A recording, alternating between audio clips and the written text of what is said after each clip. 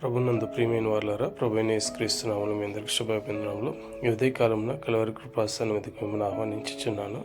2వ సమూయేలు గ్రంథము 18వ అధ్యాయము 18వ వచనంలో చూసుకున్నప్పుడు, దావీదు తన యొద్దనున్న జనులను లెక్కించి 3 భాగాలుగా విభజించి, యోవాబుకి ఒక భాగము, సిరియా కుమారుడైన అభిషేక్కి ఒక భాగము, గిత్తీయుడైన ఇత్తయికి ఒక భాగం అప్పగించి వారందరినీ కూడా పంపివేసినట్లుగా చూస్తున్నాం. వారందరూ కూడా ఇశ్రాయేలు మీదకి యుద్ధమునకు వెళ్ళినప్పుడు ఆ దినమున 25,000 మంది హతమైనట్లు చూస్తున్నాం.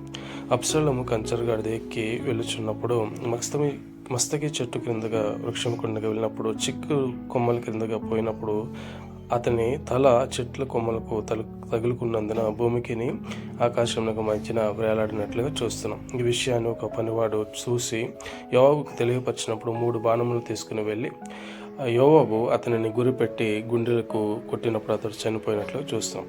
అబ్షాలోము బ్రతికి ఉన్నప్పుడు ఒక స్తంభం తెచ్చి రాజులోయలో తన పేరట నిలబెట్టి ఆ స్తంభంకు తన పేరు పెట్టుకుని ఉన్నాడు. దానికి ఇప్పటికి కూడా అబ్షాలోము స్తంభం అని పేరు. ఆమేన్.